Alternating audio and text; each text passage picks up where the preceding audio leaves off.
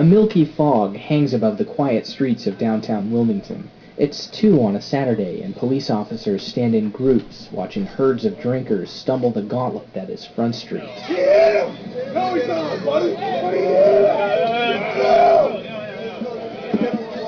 Within that shapeless crowd, 3 Marines from Camp Lejeune are trying to get back to their hotel, but all the cabs that pass are full. They wave for rides anyway.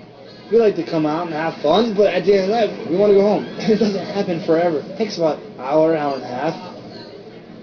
That's James, who didn't want to give his last name. He and his friends come to Wilmington every few weeks. Like usual, they can't get a taxi, even though they planned ahead and made a reservation for pickup.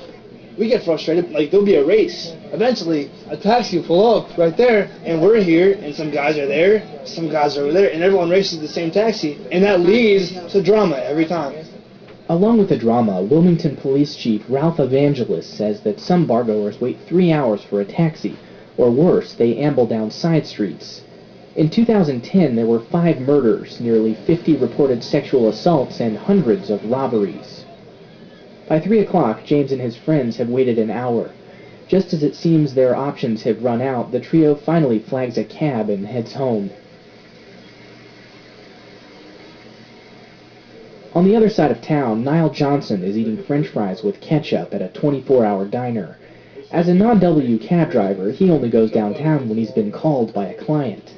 I've actually had people getting into fistfights on holiday weekends over trying to get into my cab. And the worst part is, neither one of them were the people I was supposed to pick up. And I'm like, why are you guys fighting? I'm not taking either one of you. Johnson unwinds here each night with other cabbies after the bar rush. He says it's risky picking up his clients downtown, and a few of his colleagues have even been ticketed. But he's worked too hard at building his client base.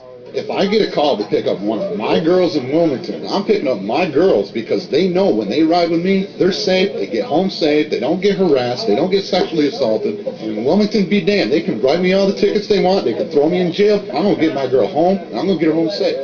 Chief Evangelist says the safest solution to post-bar disorder won't come from taxi drivers or police. It'll come from the individual. Nobody wants to be the designated driver. That's what we need to be working towards, because if you do that, then now you can move lots of people out of there quickly. Johnson disagrees. He's happy to be a designated driver and says he should be able to pick up clients who choose him. Lieutenant E.T. Bluford, who oversees taxis in Wilmington, says there are nights when people wait too long for cabs, but a flood of taxis would dilute business for everyone. If you want to put 200 cabs for just Friday, Saturday night, the rest of the time, what are they going to be doing? A lot of those guys are not making a lot of money. As the early morning meal wraps up, there's hushed talk bordering on legend among the cabbies of a possible ordinance that would enable police to impound non-W taxis caught operating illegally. An official from the city of Wilmington says there has been behind-the-scenes discussion of the idea, but nothing has been brought to council. Meanwhile, Johnson's phone is full of clients, and when one calls, he's going to answer. Roderick McLean, WHQR News.